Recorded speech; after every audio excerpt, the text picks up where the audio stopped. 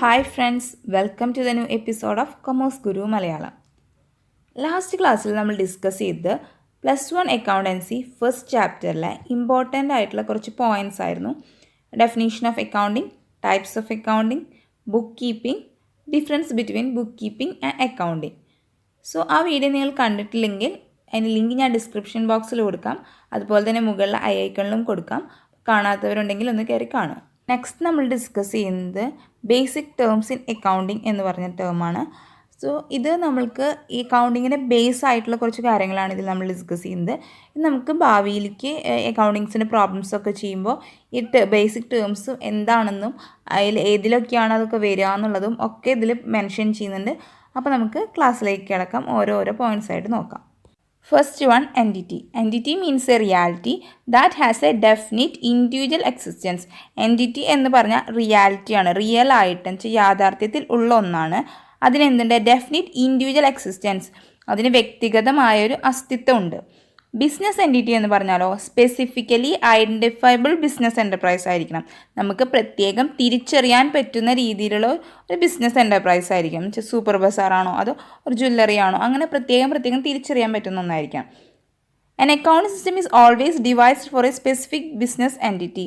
ഓരോ ബിസിനസ് ഒരു പ്രത്യേകമായിട്ടുള്ള ബിസിനസ് എൻറ്റിറ്റീസും ഫോളോ ചെയ്യേണ്ടതായിട്ടുള്ള അക്കൗണ്ടിങ് സിസ്റ്റം ഓൾറെഡി രൂപകൽപ്പന ചെയ്തിട്ടുണ്ട്. Next term, transaction. A event involving some value between 2 or more entities. രണ്ടോ അതിലധികമോ സ്ഥാപനങ്ങൾ തമ്മിൽ നടക്കുന്ന ഇടപാടുകൾ. അതിനെന്തെങ്കിലും ഒരു വാല്യൂ, എന്തെങ്കിലും ഒരു മൂല്യം ഉണ്ടെങ്കിൽ അതിന് നമുക്ക് ട്രാൻസാക്ഷൻ എന്ന് പറയാം. അതെന്ന് പറയുന്നത് ചിലപ്പോൾ നമ്മൾ എന്തെങ്കിലും സാധനങ്ങൾ പർച്ചേസ് ചെയ്യുക, അതൊരു ട്രാൻസാക്ഷനാണ്. അതുപോലെ തന്നെ എന്തെങ്കിലും സാധനങ്ങൾ വാങ്ങിച്ചിട്ട് അതിന് ക്യാഷ് അല്ലെങ്കിൽ പേയ്മെൻറ്റ് നടത്തുക, അതും ഒരു ട്രാൻസാക്ഷനാണ്. അതുപോലെ തന്നെ ക്രെഡിറ്റേഴ്സിന് എമൗണ്ട് കൊടുക്കുക, നമ്മൾ ആരുടെയെങ്കിലും കടം വാങ്ങിച്ചിട്ടുണ്ടെങ്കിൽ അതിൻ്റെ പേയ്മെൻറ്റ് നടത്തുക. അതുപോലെ തന്നെ എന്തെങ്കിലും എക്സ്പെൻസസ് നമ്മൾ കൊടുക്കാതിട്ടിട്ടുണ്ടെങ്കിൽ അത് കൊടുത്തു തീർക്കുക. ഇതൊക്കെ ട്രാൻസാക്ഷൻ തന്നെയാണ്. ട്രാൻസാക്ഷൻ ചിലപ്പോൾ ക്യാഷ് ആയിരിക്കാം, ചിലപ്പോൾ ക്രെഡിറ്റ് ആയിട്ടായിരിക്കാം നടത്തുന്നുണ്ടായിരിക്കാം. Next one, assets. അസറ്റ് എന്ന് പറഞ്ഞാൽ എന്താണ്? അസറ്റ് എന്ന് പറഞ്ഞാൽ ഒരു ബിസിനസ്സിൻ്റെ ആസ്തിനെയാണ് അസറ്റ് എന്ന് പറയുന്നത്. Assets R economic resource of N enterprise that can be usefully expressed in monetary terms. Asset എന്ന് പറഞ്ഞാൽ ഒരു ബിസിനസ്സിൻ്റെ ഇക്കണോമിക് റിസോഴ്സസ് എന്ന് വെച്ചാൽ സാമ്പത്തിക വിഭവങ്ങളാണ്. അത് നമ്മൾ എക്സ്പ്രസ് ചെയ്യുന്നത് എങ്ങനെയാണ്? മണി ടേംസിലായിരിക്കണം. അതുപോലെ തന്നെ വേറൊരു തരത്തിൽ അസറ്റിനെ പറയുകയാണെന്നുണ്ടെങ്കിൽ, അസറ്റ് എന്ന് പറഞ്ഞാൽ ഒരു ബിസിനസ് നടത്തിക്കൊണ്ടു പോകാൻ നമുക്ക് ആവശ്യമായിട്ടുള്ള വാല്യൂ ഉള്ള ഐറ്റംസിനെ പറയുന്നതാണ് അസറ്റ് എന്ന്. ഒരു എക്സാമ്പിൾ പറയുകയാണെന്നുണ്ടെങ്കിൽ, ഒരു ബിസിനസ് നടത്തിക്കൊണ്ടുപോകാൻ ആവശ്യമായിട്ടുള്ള ലാൻഡ്, ബിൽഡിങ്, അതുപോലെ തന്നെ അതിൻ്റെ ഉള്ള ഫേർണിച്ചേഴ്സ്, മെഷീനറീസ്, ഇതൊക്കെ ആ ബിസിനസ്സിൻ്റെ അസറ്റാണ്. അസറ്റ്സിനെ രണ്ടായിട്ട് ഡിവൈഡ് ചെയ്തിട്ടുണ്ട്. ഒന്ന് ഫിക്സഡ് അസറ്റ് എന്നും കറണ്ട് അസറ്റ് എന്നും. ഫിക്സഡ് അസറ്റ് എന്നാൽ assets which are acquired for relatively longer period, ഒരുപാട് വർഷത്തേക്ക് ഉപയോഗിക്കാൻ വേണ്ടിയിട്ട് നമ്മൾ വാങ്ങിക്കുന്ന അസറ്റ്സിനെയാണ് നമ്മൾ ഫിക്സഡ് അസറ്റ് എന്ന് പറയുന്നത്. It helps in generation of income. ഈ ഫിക്സഡ് അസറ്റ് നമുക്ക് ഇൻകം ജനറേറ്റ് ചെയ്യാൻ, നമുക്ക് വരുമാനം ഉണ്ടാക്കാൻ വേണ്ടിയിട്ട് നമ്മൾ യൂസ് ചെയ്യുന്നതാണ്. അല്ലാതെ അത് നമുക്ക് ഇന്ന് വാങ്ങിച്ചിട്ട് നാളെ അല്ലെങ്കിൽ ഒരു വർഷത്തിനുള്ളൊന്നും വിൽക്കാനുള്ള ഒന്നല്ല. അത് ഒരുപാട് വർഷത്തേക്ക് ബിസിനസ്സിൽ നമ്മൾ യൂസ് ചെയ്യുന്ന ഒന്നായിരിക്കും. ലാൻഡ്, ബിൽഡിങ്, ഫേർണിച്ചേഴ്സ് അല്ലെങ്കിൽ മെഷീനറീസ്, ഇതൊക്കെ ഫിക്സഡ് അസറ്റിന് എക്സാമ്പിളാണ്. കാരണം ഇത് നമ്മൾ ഒരുപാട് വർഷത്തേക്ക് യൂസ് ചെയ്യാൻ വേണ്ടിയിട്ട് നമ്മൾ വാങ്ങിക്കുന്നതാണ്. ഫിക്സഡ് അസറ്റിനെ 4ആയിട്ട് ഡിവൈഡ് ചെയ്തിട്ടുണ്ട്. Tangible asset, intangible asset, wasting asset and fictitious asset. First one, tangible assets. Assets having definite shape and physical existence. ഒരു പ്രത്യേക ആകൃതിയിലുള്ള അസറ്റ്സ് അല്ലെങ്കിൽ നമുക്ക് കാണാൻ പറ്റുന്ന അസറ്റ്സ് അല്ലെങ്കിൽ ടച്ച് ചെയ്യാൻ പറ്റുന്ന അസറ്റ്സ്, ഇവയൊക്കെയാണ് നമ്മൾ ടാഞ്ചിബിൾ അസറ്റ്സ് എന്ന് പറയുന്നത്. അതിന് എക്സാമ്പിളാണ് ലാൻഡ്, ബിൽഡിംഗ്, മെഷീനറി എന്നിവയൊക്കെ. Next one, intangible assets. Intangible assets എന്ന് വെച്ചാൽ assets having no physical existence but are represented by rights in certain things. ഈ അസറ്റ്സ് നമുക്ക് കാണാനോ അല്ലെങ്കിൽ ടച്ച് ചെയ്യാനോ ഒന്നും പറ്റില്ല, പക്ഷേ അവയുടെ റൈറ്റ്സ്, ചില വസ്തുക്കളിലുള്ള അവയുടെ അവകാശത്തെയാണ് നമ്മൾ അസറ്റായിട്ടിവിടെ പരിഗണിക്കുന്നത്. അതിന് എക്സാമ്പിളാണ് ഗുഡ് വില്ല്, അതുപോലെ പേറ്റൻറ്റ്, അതുപോലെ ചില ട്രേഡ് മാർക്സ്, ഇതൊക്കെ ആ ബിസിനസ്സിൻ്റെ അസറ്റാണ്. Third one, wasting assets. Assets which get exhausted to the extent of extraction. നമ്മൾ ഉപയോഗിക്കും തോറും തീർന്നു പോകുന്നതായിട്ടുള്ള അസറ്റ്സിനെയാണ് വേസ്റ്റിംഗ് അസറ്റ്സ് എന്ന് പറയുന്നത്. ഒരു എക്സാമ്പിൾ പറയുകയാണെന്നുണ്ടെങ്കിൽ, ഒരു ഓയിൽ ഫീൽഡ് അല്ലെങ്കിൽ ഒരു ഒരു മൈന് അല്ലെങ്കിൽ ഒരു ക്വാറി ഇവിടെ നിന്നൊക്കെ നമ്മൾ ഖനനം ചെയ്തെടുക്കുക അല്ലെങ്കിൽ നമ്മളത് യൂസ് ചെയ്യും തോറും അതിൻ്റെ ആ അസറ്റ്സ് കുറഞ്ഞു വരികയാണ് ചെയ്യുന്നത്. ഇങ്ങനെയുള്ള അസറ്റ്സിനെയാണ് നമ്മൾ വേസ്റ്റിംഗ് അസറ്റ്സ് എന്ന് പറയുന്നത്. Last one, fictitious assets. Assets which have no real value but shown in the books of account only for technical reasons. ഈ അസറ്റ്സ് എന്ന് പറഞ്ഞാൽ റിയൽ വാല്യൂ ഉള്ള ഒന്നല്ല, ഇവ സാങ്കല്പികമായിട്ടുള്ള അസറ്റ്സ് ആണ്. പക്ഷേ ഈ അസറ്റ്സ് നമ്മുടെ ബുക്സ് ഓഫ് അക്കൗണ്ടിൽ ചില ടെക്നിക്കൽ റീസൺസ് കാരണം നമ്മുടെ ബുക്സ് ഓഫ് അക്കൗണ്ടിൽ ഈ അസറ്റ്സ് നമ്മൾ കാണിക്കാറുണ്ട്. അതിന് എക്സാമ്പിളാണ് പ്രിലിമിനറി എക്സ്പെൻസസ്, അതുപോലെ തന്നെ discount on issue of shares, debentures, under writing commission. Okay, ഇതൊന്നും ശരിക്കും നമുക്ക് ഉണ്ടാകുന്നതായിട്ടുള്ള എക്സ്പെൻസസ് അല്ല, പക്ഷേ ഇത് നമ്മുടെ ബുക്സ് ഓഫ് അക്കൗണ്ടിൽ കാണിക്കുന്ന ഐറ്റംസ് ആണ്. ഇതൊക്കെയാണ് ഫിക്സഡ് അസറ്റിൻ്റെ ക്ലാസിഫിക്കേഷൻ എന്ന് പറയുന്നത്. ഇനി നമ്മൾ അസറ്റ്സിന് രണ്ടായി ഡിവൈഡ് ചെയ്തതിൽ ഫിക്സഡ് അസറ്റ് എന്നും കറണ്ട് അസറ്റ് എന്നും പറഞ്ഞു. അപ്പോൾ ഇനി കറണ്ട് അസറ്റ് എന്താണെന്ന് നമുക്ക് നോക്കാം. Current assets R assets which are held for A short period. വളരെ കുറച്ച് കാലത്തേക്ക് ഉപയോഗിക്കാൻ വേണ്ടിയിട്ട് നമ്മൾ വാങ്ങിക്കുന്ന അസറ്റ്സിനെയാണ് നമ്മൾ കറണ്ട് അസറ്റ്സ് എന്ന് പറയുന്നത്. ഈ അസറ്റ്സിൻ്റെ പ്രത്യേകത എന്താണെന്ന് വെച്ചാൽ ഒരു നോർമൽ ഓപ്പറേറ്റിംഗ് സൈക്കിൾ എന്ന് പറയുന്നത് 1 ഇയർ ആണ്. ആ 1 ഇയറിൻ്റെ ഉള്ളിൽ തന്നെ ഈ അസറ്റ്സ് നമ്മൾ ഒന്നെങ്കിൽ ക്യാഷ് ആയിട്ട് കൺവേർട്ട് ചെയ്യും, അല്ലെങ്കിൽ ഈ അസറ്റ്സ് നമ്മൾ ഉപയോഗിച്ച് തീർക്കും. ഇങ്ങനെയുള്ള അസറ്റ്സിനെയാണ് കറണ്ട് അസറ്റ്സ് എന്ന് പറയുന്നത്. അതിന് എക്സാമ്പിളായിട്ട് നമുക്ക് ക്യാഷ്, ഇൻവെൻട്രീസ്, അതുപോലെ ഡെപ്റ്റേഴ്സ്, ബിൽസ് റിസീവബിൾ, ഇവയൊക്കെ നമ്മുടെ കറണ്ട് അസറ്റ്സ് ആണ്. അതുപോലെ തന്നെ ഈ അസറ്റ്സിനെ നമ്മൾ ഫ്ലോട്ടിംഗ് അസറ്റ്സ് അല്ലെങ്കിൽ സർക്കുലേറ്റിംഗ് അസറ്റ്സ് എന്നും വിളിക്കാറുണ്ട്. നെക്സ്റ്റ് ഒരു ഇമ്പോർട്ടൻ്റ് ആയ ടേമാണ് liabilities. Liabilities are obligation or ഡെപ്റ്റ് that a enterprise has to pay at some time in future. ഭാവിയിലെ ഒരു ബിസിനസ് കൊടുത്തു തീർക്കേണ്ടതായിട്ടുള്ള ബാധ്യതകൾ അല്ലെങ്കിൽ കടങ്ങളെയാണ് നമ്മൾ ലയബിലിറ്റീസ് എന്ന് പറയാം. The represent creditors claim on the firm's asset. ഒരു ബിസിനസ്സിൻ്റെ അസറ്റ്സിൻ്റെ മുകളിലുള്ള ഒരു കടക്കാരൻ്റെ അവകാശങ്ങളെയാണ് നമ്മൾ ലയബിലിറ്റീസ് എന്ന് പറയാം. എന്ന് വെച്ചാൽ ഒരു ബിസിനസ് നഷ്ടത്തിലാവുകയും അതിൻ്റെ ഫലമായിട്ട് ഈ ബിസിനസ് മാന് അതിൻ്റെ കടക്കാർക്ക് കാശ് കൊടുക്കാനൊന്നുമില്ല. അപ്പോൾ അയാൾ എന്താ ചെയ്യാന്ന് വിചാരിച്ചാൽ ഒന്നെങ്കിൽ ആ ബിസിനസ്സിലെ അസറ്റ്സ് ഈ കടക്കാർക്ക് എടുത്തു കൊണ്ടുപോകാം, അല്ലെങ്കിൽ അത് വിറ്റ് കിട്ടുന്ന കാശ് ഈ കടക്കാർക്ക് കൊടുത്തിട്ട് അത് അവസാനിപ്പിക്കാം. അതുകൊണ്ടാണ് നമ്മൾ പറഞ്ഞത് they represent creditors claim on firms assets എന്ന്. ഈ കാരണങ്ങൾ കൊണ്ട് തന്നെ ലയബിലിറ്റീസിനെ നമ്മൾ ക്രെഡിറ്റേഴ്സ് ഇക്വിറ്റി എന്നും കൂടി വിളിക്കാറുണ്ട്. നമ്മുടെ ഈ ലയബിലിറ്റീസിന് എക്സാമ്പിളായിട്ട് നമ്മൾ പറയുകയാണെന്നുണ്ടെങ്കിൽ ബാങ്കിൽ നിന്ന് ലോൺ എടുക്കുന്നത്, അതുപോലെ തന്നെ എന്തെങ്കിലും നമ്മൾ പർച്ചേസ് ചെയ്യുന്നത് കടമായിട്ടാണ് പർച്ചേസ് ചെയ്യുന്നത്, ഇതൊക്കെ നമ്മൾ ബാലൻസ് ഷീറ്റിൽ ലയബിലിറ്റീസ് ആയിട്ടാണ് കാണിക്കാറുള്ളത്. ലയബിലിറ്റീസിനെയും നമ്മൾ രണ്ടായി ഡിവൈഡ് ചെയ്തിട്ടുണ്ട്. ഒന്ന് കറണ്ട് ലയബിലിറ്റീസും അതുപോലെ ഫിക്സഡ് ലയബിലിറ്റീസും. ഫസ്റ്റ് നമുക്ക് കറണ്ട് ലയബിലിറ്റീസ് എന്താണെന്ന് നോക്കാം. Liabilities which become due and payable within A short period. കുറച്ച് സമയത്തിൻ്റെ ഉള്ളിൽ നമ്മൾ തിരിച്ചു കൊടുക്കേണ്ടതായിട്ടുള്ള അല്ലെങ്കിൽ പേ ചെയ്യേണ്ടതായിട്ടുള്ള കടങ്ങളെ അല്ലെങ്കിൽ ബാധ്യതകളെയാണ് കറണ്ട് ലയബിലിറ്റീസ് എന്ന് പറയുന്നത്. ഈ കറണ്ട് ലയബിലിറ്റീസ് സാധാരണയായിട്ട് ഉണ്ടാകുന്നത് നോർമൽ ട്രേഡ് ആക്ടിവിറ്റീസ്, സാധാരണ ഒരു ബിസിനസ് നടത്തിക്കൊണ്ട് പോകുമ്പോൾ ഉണ്ടാകുന്നതായിട്ടുള്ള കടങ്ങൾ അല്ലെങ്കിൽ ബാധ്യതകളെയാണ് നമ്മൾ കറണ്ട് ലയബിലിറ്റീസ് എന്ന് പറയുക. അതിന് എക്സാമ്പിളായിട്ട് പറയുകയാണ് നമ്മുടെ ക്രെഡിറ്റേഴ്സ്, കടക്കാർ, അതുപോലെ തന്നെ ബിൽസ് പേയബിൾ. ബിൽസ് പേയബിൾ എന്ന് വെച്ചാൽ എന്തെങ്കിലും ബിൽസ് നമ്മൾ പേ ചെയ്യാനുണ്ടെങ്കിൽ അതുപോലെ തന്നെ എന്തെങ്കിലും ചിലവുകൾ കുറേ നാളുകളായിട്ട് കൊടുക്കാതെ ചില കാശ് ഇരിക്കുന്നുണ്ടെങ്കിൽ ഇതൊക്കെ നമ്മുടെ കറണ്ട് ലയബിലിറ്റീസിന് എക്സാമ്പിളാണ്. സാധാരണയായിട്ട് ഈ കറണ്ട് ലയബിലിറ്റീസ് നമ്മൾ കൊടുത്ത് തീർക്കുക ഒന്നെങ്കിൽ ഒരു കറണ്ട് അസറ്റ് യൂസ് ചെയ്തിട്ടായിരിക്കും, അല്ലെങ്കിൽ ഒരു പുതിയ കറണ്ട് ലയബിലിറ്റി, ചിലപ്പോൾ കാശ് കടം വാങ്ങിയിട്ടോ ലോൺ എടുത്തിട്ടോ ഒക്കെ ആയിരിക്കാം ഈ കറണ്ട് ലയബിലിറ്റീസ് നമ്മൾ കൊടുത്ത് തീർക്കുന്നത്. നെക്സ്റ്റ് ക്ലാസിഫിക്കേഷൻ ഓഫ് ലയബിലിറ്റീസ് ആണ് fixed liabilities. Liabilities which are payable after A long period. ഒരുപാട് വർഷങ്ങൾക്ക് ശേഷം നമ്മൾ കൊടുത്തു തീർക്കേണ്ടതായിട്ടുള്ള ബാധ്യതകളെയാണ് ഫിക്സഡ് ലയബിലിറ്റീസ് എന്ന് പറയുന്നത്. അതിന് എക്സാമ്പിളാണ് ഡിബഞ്ചേഴ്സ്, ലോങ് ടേം ലോൺസ് എന്നൊക്കെ. ഇതൊക്കെ നമ്മൾ ഒന്നിൽ കൂടുതൽ വർഷങ്ങൾക്ക് ശേഷമായിരിക്കും ഇതൊക്കെ പേ ഓഫ് ചെയ്യേണ്ടത്. അങ്ങനെ ലയബിലിറ്റീസിന് നമ്മൾ ഫിക്സഡ് ലയബിലിറ്റീസ് എന്ന് വിളിക്കുന്നു. Next one, capital. Amount invested by the owner in the firm is known as capital. ഒരു ബിസിനസ്സിലെ അതിൻ്റെ ഓണർ മുടക്കുന്ന അല്ലെങ്കിൽ നിക്ഷേപിക്കുന്ന എമൗണ്ടിനെയാണ് നമ്മൾ ക്യാപിറ്റൽ എന്ന് വിളിക്കുക. അത് ഒന്നെങ്കിൽ ക്യാഷ് ആയിട്ടായിരിക്കാം കൊണ്ടുവരുന്നത്, അല്ലെങ്കിൽ അസറ്റിൻ്റെ രൂപത്തിലായിരിക്കാം ഈ ക്യാപിറ്റൽ ബിസിനസ്സിലേക്ക് കൊണ്ടുവരുന്നത്. Capital is N obligation and A claim on the asset of the business. Capital എന്ന് പറയുന്നത് ഒരു ബിസിനസ്സിൻ്റെ അസറ്റിൻ്റെ മുകളിലുള്ള അവകാശം അല്ലെങ്കിൽ ബാധ്യതയാണ്. എന്ന് വെച്ചാൽ ഒരു ബിസിനസ് അവസാനിപ്പിക്കുന്ന സമയത്ത് ആ ബിസിനസ്സിലെ എന്തെങ്കിലും കടങ്ങൾ അയാൾ കൊടുക്കാനുണ്ടെങ്കിൽ അതൊക്കെ കൊടുത്ത് തീർത്തതിന് ശേഷം എന്തെങ്കിലും ഒരു എമൗണ്ട് ബാക്കി അല്ലെങ്കിൽ എന്തെങ്കിലും ഒരു അസറ്റ് ബാക്കി ഉണ്ടെങ്കിൽ അതിനുള്ള അവകാശം ആർക്കാണ്? അതിൻ്റെ ഓണർക്കുള്ളതാണ്. എന്ന് വെച്ചാൽ ശരിക്കും പറഞ്ഞാൽ ഈ ബിസിനസ്സിലേക്ക് ഈ ഓണർ കൊണ്ടുവരുന്ന ക്യാപിറ്റൽ എന്ന് പറഞ്ഞാൽ ആ ബിസിനസ്സിൻ്റെ ലയബിലിറ്റിയാണ്. എന്ന് വെച്ചാൽ ഈ ബിസിനസ് അവസാനിപ്പിക്കുമ്പോൾ നമ്മൾ ഈ എമൗണ്ട് ഈ ഓണർക്ക് തിരിച്ചു കൊടുക്കണം. സോ നമ്മൾ ഈ ക്യാപിറ്റലിനെ എവിടെയാണ് കാണിക്കുക? ബാലൻസ് ഷീറ്റിലെ ലയബിലിറ്റി സൈഡിലാണ് ക്യാപിറ്റലിനെ എപ്പോഴും നമ്മൾ കാണിക്കാറുള്ളത്. Next term sales. Sales are the total revenue from the goods or services sold or provided to the customers.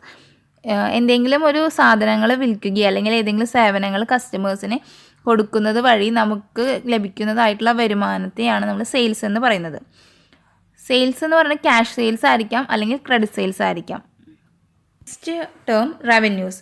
Revenue എന്ന് പറഞ്ഞാൽ ഒരു ബിസിനസ്സിൻ്റെ വരുമാനത്തെയാണ് റവന്യൂ എന്ന് വിളിക്കുന്നത്. This are the amount of business earned by selling its products or providing services to the customers called sales revenue. ഒരു business അതിൻ്റെ products sell ചെയ്യുന്നത് വഴി, വിൽക്കുന്നത് വഴിയോ അല്ലെങ്കിൽ എന്തെങ്കിലും ഒരു സർവീസസ് അതിൻ്റെ കസ്റ്റമേഴ്സിന് നൽകുന്നത് വഴിയോ കിട്ടുന്നതായിട്ടുള്ള എമൗണ്ടിനെയാണ് റവന്യൂ അല്ലെങ്കിൽ സെയിൽസ് റവന്യൂ എന്ന് വിളിക്കുന്നത്. സെയിൽസ് റവന്യൂ അല്ലാണ്ട് തന്നെ വേറെ തരത്തിൽ കുറച്ച് റവന്യൂസ് ബിസിനസ്സിന് കിട്ടാറുണ്ട്. അതാണ് commission, interest, dividend, royalties, rent received തുടങ്ങിയവ. Revenue is also called income. റവന്യൂവിനെ നമ്മൾ ഇൻകം എന്നുകൂടി വിളിക്കാറുണ്ട്. Next one expenses. Cost incurred by a business in the process of earning revenue are known as expenses. ഒരു business അതിൻ്റെ വരുമാനം നേടിയെടുക്കുന്ന സമയത്ത് അതിന് ചില ചിലവുകൾ ഉണ്ടാകുന്നുണ്ട്. ആ ചിലവുകളെയാണ് നമ്മൾ എക്സ്പെൻസസ് എന്ന് പറയാം. സാധാരണ ഈ എക്സ്പെൻസസ് നമ്മൾ മെഷർ ചെയ്യുന്നത് ഒരു അക്കൗണ്ടിങ് പീരീഡിലെ എത്ര അസറ്റ്സ് ആ ബിസിനസ് ഉപയോഗിച്ചു, അതുപോലെ തന്നെ ഏതൊക്കെ സർവീസസ് ഉപയോഗിച്ചു, അതിനൊക്കെ എത്ര എമൗണ്ട് അല്ലെങ്കിൽ കോസ്റ്റ് എത്രയായി, ഇതൊക്കെ നോക്കിയിട്ടാണ് നമ്മൾ എക്സ്പെൻസസ് മെഷർ ചെയ്യുക. യൂഷ്വൽ ഐറ്റംസ് ഓഫ് എക്സ്പെൻസസ് എന്ന് പറയുന്നത് ഡിപ്രീസിയേഷൻ, അതുപോലെ തന്നെ റെൻറ്റ്സ് കൊടുത്തിട്ടുണ്ടെങ്കിൽ അത്, അതുപോലെ വേജസ്, സാലറീസ്, അതുപോലെ ഇൻട്രസ്റ്റ്, അതുപോലെ cost of heater, light and water, telephone etcetera. Next one expenditure. Spending money or incurring a liability for some benefit, services or property received is called expenditure. ഏതെങ്കിലും ഒരു property വാങ്ങുന്ന സമയത്തോ അല്ലെങ്കിൽ ഒരു service നമുക്ക് ലഭിക്കുന്ന സമയത്തോ അല്ലെങ്കിൽ എന്തെങ്കിലും ലാഭം നമുക്ക് ഈ ബിസിനസ്സിന് ഉണ്ടാകുന്ന സമയത്തോ ആ ബിസിനസ്സിന് ചിലവാക്കേണ്ടി വരുന്നതായിട്ടുള്ള എമൗണ്ട്, അതുപോലെ അല്ലെങ്കിൽ ആ സമയത്തുണ്ടാകുന്ന ബാധ്യതകളെയാണ് നമ്മൾ എക്സ്പെൻഡിച്ചർ എന്ന് പറയുന്നത്. ഇപ്പോൾ ഒരു ഗുഡ്സ് പർച്ചേസ് ചെയ്യുന്ന സമയത്ത്, അതുപോലെ ഒരു മെഷീനറി, ഫർണിച്ചർ, ഇതൊക്കെ വാങ്ങുന്ന സമയത്ത് ആ ബിസിനസ്സിനുണ്ടാകുന്ന ചിലവിനെയാണ് നമ്മൾ എക്സ്പെൻഡിച്ചർ എന്ന് പറയുന്നത്. എക്സ്പെൻഡിച്ചറിനെ രണ്ടായി ഡിവൈഡ് ചെയ്തിട്ടുണ്ട്: capital expenditure and revenue expenditure. Revenue expenditure എന്ന് വെച്ചാൽ നമുക്കുണ്ടാകുന്ന ഈ ബിസിനസ്സിനുണ്ടാകുന്ന ഈ എക്സ്പെൻഡിച്ചറിൻ്റെ ബെനിഫിറ്റ് ഒരു വർഷത്തിൻ്റെ ഉള്ളിൽ അവസാനിച്ച് പോവുകയാണെന്നുണ്ടെങ്കിൽ അങ്ങനെയുള്ളവരെ നമുക്ക് എക്സ്പെൻസസ് എന്ന് വിളിക്കാം, അല്ലെങ്കിൽ റവന്യൂ എക്സ്പെൻഡിച്ചർ എന്ന് വിളിക്കാം. ഇനി ഈ ബിസിനസ്സിനുണ്ടായ ഈ എക്സ്പെൻഡിച്ചറിൻ്റെ ബെനിഫിറ്റ് ഒരു വർഷമോ അതിൽ കൂടുതലോ നീണ്ടു നിൽക്കുകയാണെന്നുണ്ടെങ്കിൽ അതിനെ അസറ്റ് എന്നോ അല്ലെങ്കിൽ ക്യാപിറ്റൽ എക്സ്പെൻഡിച്ചർ എന്നോ വിളിക്കാൻ പറ്റും. എന്ന് വെച്ചപ്പോൾ ഒരു മെഷീനറി പർച്ചേസ് ചെയ്യുമ്പോൾ ഉണ്ടാകുന്ന എക്സ്പെൻഡിച്ചർ, അതുപോലെ തന്നെ ഫർണിച്ചർ പർച്ചേസ് ചെയ്യുന്ന സമയത്തുണ്ടാകുന്ന എക്സ്പെൻഡിച്ചർ, ഇതൊക്കെ എന്താണ്? ആ ബിസിനസ്സിൻ്റെ അസറ്റാണ്. അതുകൊണ്ട് തന്നെ ഇതൊക്കെ ക്യാപിറ്റൽ എക്സ്പെൻഡിച്ചറാണ്. Next term profit. The excess of revenue of a period over its related expenses during an accounting year is profit. Profit എന്ന് വെച്ചാൽ എന്താണ്? ലാഭം. ഒരു ബിസിനസ്സിന് അതിനുണ്ടാകുന്ന എക്സ്പെൻസസിനെക്കാട്ടിയും കൂടുതൽ ചിലവിനെക്കാട്ടിയും കൂടുതലാണ് വരുമാനമെങ്കിൽ അതിനെ നമുക്ക് പ്രോഫിറ്റ് എന്ന് വിളിക്കാം. സാധാരണ എന്താ ചെയ്യുക? Profit increases the investment of owner. ഓണറുടെ ഇൻവെസ്റ്റ്മെൻറ്റ് കൂടുകയാണ് ചെയ്യുക പ്രോഫിറ്റ് ഉണ്ടാകുമ്പോൾ. Next term gain. A profit that arises from event or transaction which are incidental to business. ഒരു ബിസിനസ്സിന് എന്തെങ്കിലും ഒരു ഇടപാടൊക്കെ നടത്തുന്നത് വഴി പ്രതീക്ഷിക്കാതെ ലഭിക്കുന്ന ലാഭത്തിനെയാണ് നമ്മൾ ഗെയിൻ അല്ലെങ്കിൽ നേട്ടം എന്നൊക്കെ പറയുന്നത്. അതിന് എക്സാമ്പിൾ പറയുകയാണെന്നുണ്ടെങ്കിൽ ഒരു ഫിക്സഡ് അസറ്റ് വിൽക്കുന്ന സമയത്ത് പ്രതീക്ഷിക്കാതെ ഉണ്ടാകുന്ന ഒരു ലാഭം, അല്ലെങ്കിൽ ഒരു കോർട്ട് കേസ് നമ്മൾ പ്രതീക്ഷിക്കാതെ ജയിക്കുന്നു, അല്ലെങ്കിൽ appreciation the value of fixed അസറ്റിൻ്റെ വാല്യൂ നമ്മൾ വിചാരിച്ചതിനെക്കാട്ടിയും കൂടുന്നു. ഇതൊക്കെ ഗെയിനിൻ്റെ എക്സാമ്പിളാണ്. Next term loss. The excess of expenses of a period over its related revenue is termed as loss. Loss എന്ന് വെച്ചാൽ എന്താണ്? നഷ്ടം. ഒരു ബിസിനസ്സിനെ അതിൻ്റെ വരവിനെക്കാട്ടിയും കൂടുതലാണ് ചിലവെങ്കിൽ അതിനെ നമുക്ക് ലോസ് എന്ന് വിളിക്കാം. ഇത് എന്താ ചെയ്യുക? It decreases in owners equity. ഇത് ഓണേഴ്സിൻ്റെ ഇക്വിറ്റി കുറയ്ക്കും. ലോസ് ആകുമ്പോൾ സ്വാഭാവികമായിട്ട് ഓണറിൻ്റെ ഇക്വിറ്റി കുറയുകയാണ് ചെയ്യുക. It also refers to money or money worth loss without receiving any benefit in return. Money value എന്ന് വെച്ചാൽ കാശോ അല്ലെങ്കിൽ കാശിന് തുല്യമായിട്ടുള്ള എന്തെങ്കിലും ഒരു സാധനം നഷ്ടപ്പെട്ടു പോകുന്നു ആ ബിസിനസ്സിനെ, പക്ഷെ തിരിച്ച് യാതൊരുവിധ നേട്ടവും ലഭിക്കുന്നില്ലെങ്കിൽ അതും ഒരു ലോസാണ്. ഇപ്പോൾ എക്സാമ്പിൾ പറയുകയാണെന്നുണ്ടെങ്കിൽ ഒരു തീപിടുത്തം ഉണ്ടായിട്ട് ആ ബിസിനസ്സിലെ ക്യാഷും അല്ലെങ്കിൽ ഗുഡ്സൊക്കെ നഷ്ടപ്പെട്ടു പോവുകയാണെന്നുണ്ടെങ്കിൽ അതും ഒരു ലോസ് തന്നെയാണ്. അതുപോലെ തന്നെ ഒരു ഫിക്സഡ് അസറ്റ് വിൽക്കുന്ന സമയത്ത് നമുക്ക് വിചാരിച്ചത്ര എമൗണ്ട് കിട്ടിയിട്ടില്ലെങ്കിൽ അതും ഒരു ലോസാണ്. Next one, discount. Discount is the deduction in the price of the goods sold. ഒരു സാധനം വിൽക്കണ സമയത്ത് അതിൻ്റെ വിലയിൽ നിന്ന് കുറച്ച് ഡിഡക്ഷൻ കൊടുക്കുകയാണ് അല്ലെങ്കിൽ കുറവ് കൊടുക്കുകയാണെന്നുണ്ടെങ്കിൽ അതിനെയാണ് ഡിസ്കൗണ്ട് എന്ന് പറയാം. സാധാരണ ഡിസ്കൗണ്ട് 2 തരത്തിലാണ് കൊടുക്കാറുള്ളത്. ഒന്ന് ട്രേഡ് ഡിസ്കൗണ്ടും അതുപോലെ തന്നെ ക്യാഷ് ഡിസ്കൗണ്ടും. ട്രേഡ് ഡിസ്കൗണ്ട് എന്ന് വെച്ചാൽ ഇപ്പോൾ ഒരു വിൽക്കുന്ന ഒരു സാധനത്തിൻ്റെ വിലയുടെ ഒരു നിശ്ചിത ശതമാനം, ഒരു അഗ്രീഡ് പെർസെൻറ്റേജ് ഡിഡക്ഷനായിട്ട് കൊടുക്കുകയാണ്, കുറവ് കൊടുക്കുകയാണെന്നുണ്ടെങ്കിൽ അതിനെ നമുക്ക് ട്രേഡ് ഡിസ്കൗണ്ട് എന്ന് വിളിക്കാം. അത് സാധാരണയായിട്ട് മാനുഫാക്ചേഴ്സ് ഹോൾസെയിലേഴ്സ് റീറ്റെയിലേഴ്സിനാണ് കൊടുക്കാറുള്ളത്. നെക്സ്റ്റ് ആണ് ക്യാഷ് ഡിസ്കൗണ്ട്. ക്യാഷ് ഡിസ്കൗണ്ട് എന്ന് പറഞ്ഞാൽ നമ്മൾ കടത്തിന് സാധനങ്ങൾ വിൽക്കുകയാണ്, എന്നിട്ട് നമുക്ക് അയാൾ എമൗണ്ട് അതിൻ്റെ പേയ്മെൻറ്റ് പറഞ്ഞൊരു ദിവസത്തിനെക്കാട്ടി മുന്നേ എമൗണ്ട് പേ ചെയ്യുകയാണെന്നുണ്ടെങ്കിൽ ആ സമയത്ത് അയാൾ തരുന്ന ക്യാഷിൽ നമ്മൾ കൊടുക്കുന്ന ഡിസ്കൗണ്ടാണ് ക്യാഷ് ഡിസ്കൗണ്ട് എന്ന് പറയുന്നത്. സാധാരണയായിട്ട് ക്യാഷ് ഡിസ്കൗണ്ട് നമ്മൾ കൊടുക്കുന്നത് ഈ ഡെപ്റ്റേഴ്സിനെ അവർക്ക് പെട്ടെന്ന് എമൗണ്ട് നമുക്ക് തിരിച്ചു തരാനുള്ള പ്രോത്സാഹനമൊക്കെ ആയിട്ടാണ് നമ്മൾ ക്യാഷ് ഡിസ്കൗണ്ട് സാധാരണയായിട്ട് കൊടുക്കാറുള്ളത്. Next term, voucher. The documentary evidence in support of A transaction is known as A voucher. ഒരു ബിസിനസ്സിൽ ഒരു ട്രാൻസാക്ഷൻ, എന്തെങ്കിലും ഒരു ഇടപാട് നടന്നിട്ടുണ്ടെങ്കിൽ അത് കാണിക്കാനുള്ളൊരു എവിഡൻസ്, ഒരു തെളിവാണ് ഈ വൗച്ചർ എന്നുള്ളത്.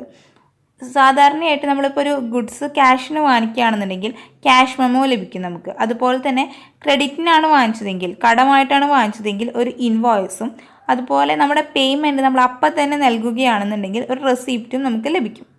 Next term, goods. It refers to the product in which business unit is dealing. ഒരു ബിസിനസ് യൂണിറ്റ് ഡീൽ ചെയ്യുന്ന പ്രൊഡക്ട്സിനെയാണ് ഗുഡ്സ് എന്ന് വിളിക്കുക. ഒന്നെങ്കിൽ ഒരു ബിസിനസ് യൂണിറ്റ് പുറത്തുനിന്ന് സാധനങ്ങൾ വാങ്ങിക്കും, ബൈ ചെയ്തിട്ട് ആളുകൾക്ക് വിൽക്കും, അല്ലെങ്കിൽ എന്ത് ചെയ്യും, അവരെ അവിടെ തന്നെ പ്രൊഡ്യൂസ് ചെയ്യും, എന്നിട്ട് അത് വിൽക്കും. The items that are purchase for use in business are not called goods.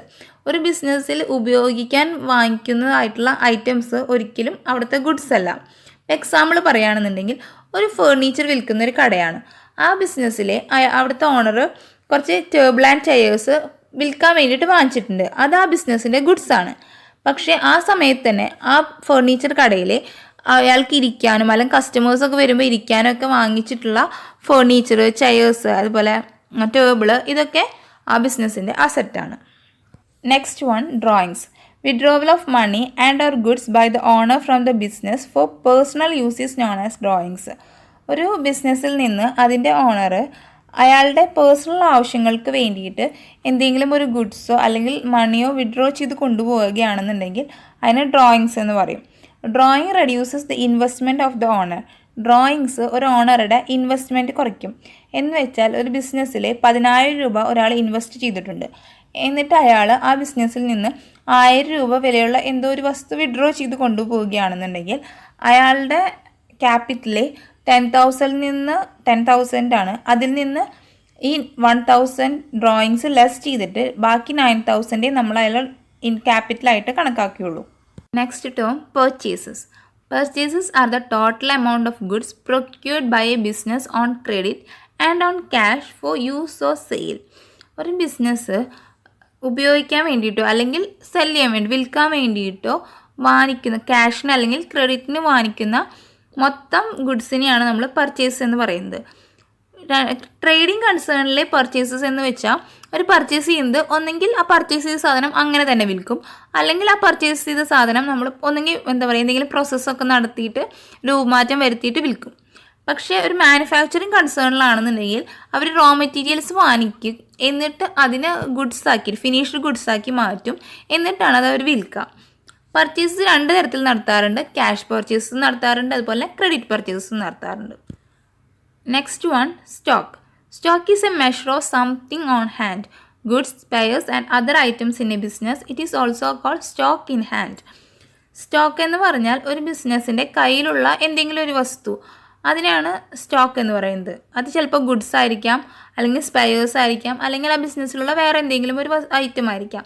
അതിനെ നമ്മൾ സ്റ്റോക്ക് ഇൻ ഹാൻഡ് എന്ന് പറയും. ട്രേഡിംഗ് കൺസേണിലാണെന്നുണ്ടെങ്കിൽ സ്റ്റോക്ക് ഇൻ ഹാൻഡ് എന്ന് വെച്ചാൽ ആ ബിസിനസ്സിലെ വിറ്റ് പോകാതെ കിടക്കുന്ന ഗുഡ്സ്, അതിനെ നമ്മൾ ഒരു അക്കൗണ്ടിങ് പീരീഡിൻ്റെ അവസാനത്തിൽ വിറ്റ് പോകാതെ കിടക്കുന്ന ഗുഡ്സിനെയാണ് ക്ലോസിംഗ് സ്റ്റോക്ക് എന്ന് പറയാം, അല്ലെങ്കിൽ എൻഡിങ് ഇൻവെൻട്രി. പക്ഷേ ഒരു മാനുഫാക്ചറിങ് കമ്പനിയുടെ കാര്യം എടുത്ത് നോക്കുകയാണെന്നുണ്ടെങ്കിൽ അവിടുത്തെ ക്ലോസിംഗ് സ്റ്റോക്ക് എന്ന് പറയുന്നത് എന്താ പറയുക, വിറ്റ് പോകാതെ കിടക്കുന്ന ഗുഡ്സ് മാത്രമായിരിക്കില്ല. അവിടെ റോ മെറ്റീരിയൽസ് ചിലപ്പോൾ കിടക്കുന്നുണ്ടായിരിക്കാം, സെമി ഫിനിഷ്ഡ് ഗുഡ്സ് ഉണ്ടായിരിക്കാം, അതുപോലെ ഫിനിഷ്ഡ് ഗുഡ്സ് ഉണ്ടായിരിക്കാം. ഇതൊക്കെ ക്ലോസിംഗ് ഡേറ്റിൽ അവരുടെ കയ്യിൽ ബാക്കി ഉണ്ടായിരിക്കാം. അതുപോലെ തന്നെ opening stock is the amount of stock at the beginning of A accounting period. ഒരു ബിസിനസ്സിലെ ഓപ്പണിംഗ് സ്റ്റോക്ക് എന്ന് പറഞ്ഞാൽ എന്താണ്, ആ ബിസിനസ്സിൻ്റെ അക്കൗണ്ടിങ് പീരീഡ് തുടങ്ങുന്ന സമയത്ത് അവരുടെ കയ്യിൽ ബാക്കിയുള്ള സ്റ്റോക്കിനെയാണ് ഓപ്പണിംഗ് സ്റ്റോക്ക് എന്ന് പറയുന്നത്. എന്ന് വെച്ചാൽ ഈ വർഷത്തെ അവസാനത്തെ ക്ലോസിംഗ് സ്റ്റോക്ക് ആയിരിക്കും അടുത്ത വർഷത്തെ ആദ്യത്തെ opening stock. Next one, debtors. Debtors are persons and or other entities who owe to an enterprise an amount for buying goods and services on credit. ഏതെങ്കിലും ഒരു വ്യക്തി അല്ലെങ്കിൽ ഒരു സ്ഥാപനം ക്രെഡിറ്റിന് എന്തെങ്കിലും ഒരു സാധനം, കടമായിട്ട് എന്തെങ്കിലും ഒരു സാധനം, ഗുഡ്സ് അല്ലെങ്കിൽ സർവീസസ് നമ്മുടെ കയ്യിൽ നിന്ന് വാങ്ങുന്നത് വഴി അവർ ആ ഒരു ബിസിനസ്സിനോട് കടപ്പെട്ടിരിക്കുന്നുണ്ടെങ്കിൽ അവരെയാണ് ഡെപ്റ്റേഴ്സ് എന്ന് പറയുക. എന്ന് വെച്ചാൽ ഒരു നമ്മുടെ കമ്പനിയിൽ നിന്ന് ബി എന്ന് പറഞ്ഞൊരു കമ്പനി കടമായിട്ടൊരു സാധനം വാങ്ങുകയാണെന്നുണ്ടെങ്കിൽ ഈ ബി എന്ന് പറയുന്ന കമ്പനി നമുക്ക് ഡെപ്റ്ററാണ്. ഓക്കെ, അവർ തരാനുള്ള ആ എമൗണ്ട് ഒരു വർഷത്തിൻ്റെ അവസാനം നമ്മൾ ബാലൻസ് ഷീറ്റിലെ അസറ്റ് സൈഡിൽ സൺട്രി ഡെപ്റ്റേഴ്സ് എന്ന് പറഞ്ഞിട്ട് കാണിക്കണം. Last term, creditors. Creditors are persons and or other entities who have to be paid by an enterprise an amount for providing the enterprise goods and services on credit. ഏതെങ്കിലും ഒരു സ്ഥാപനം അല്ലെങ്കിൽ ഒരു വ്യക്തി നമുക്ക് കടമായിട്ട് ഗുഡ്സ് അല്ലെങ്കിൽ സർവീസസ് നൽകുന്നത് വഴി നമ്മൾ ആ ബിസിനസ്സിനോട് അല്ലെങ്കിൽ ആ വ്യക്തിയോട് കടപ്പെട്ടിരിക്കുന്നുണ്ട്. അവരെയാണ് നമ്മൾ ക്രെഡിറ്റേഴ്സ് എന്ന് പറയുന്നത്. കാരണം നമ്മൾ അവർക്ക് എമൗണ്ട് എന്തെങ്കിലും വാങ്ങിക്കുന്നത് വഴി നമുക്ക് അവർക്ക് എമൗണ്ട് നമ്മൾ കൊടുക്കാനുണ്ട്. അവരെയാണ് ക്രെഡിറ്റേഴ്സ് എന്ന് വിളിക്കുന്നത്. അപ്പോൾ നമ്മൾ ഈ ഒരു വർഷത്തിൻ്റെ അവസാനം നമ്മൾ അവർക്ക് എമൗണ്ട് പേ ചെയ്തിട്ടില്ലെങ്കിൽ നമ്മൾ ബാലൻസ് ഷീറ്റിൻ്റെ ലയബിലിറ്റി സൈഡിലെ സൺട്രി ക്രെഡിറ്റേഴ്സ് എന്ന് പറഞ്ഞിട്ട് ആ എമൗണ്ട് നമ്മൾ കാണിച്ചിരിക്കണം. സോ ഇതൊക്കെയാണ് ബേസിക് ടേംസ് ഇൻ അക്കൗണ്ടിങ് എന്ന് പറയുന്നത്. അക്കൗണ്ടൻസിലെ ഫസ്റ്റ് ചാപ്റ്ററിലെ ഇമ്പോർട്ടൻറ്റ് പോയിൻറ്റ്സൊക്കെ നമ്മൾ കവർ ചെയ്തിട്ടുണ്ട്. ഇനി നിങ്ങൾക്ക് എന്തെങ്കിലും ഡൗട്ട്സ് ഉണ്ടെങ്കിൽ താഴെ കമൻറ്റ് ചെയ്യുക. അതുപോലെ നിങ്ങളുടെ സജഷൻസൊക്കെ മെൻഷൻ ചെയ്യുക. So thanks for watching. Please like, share and subscribe. Thank you.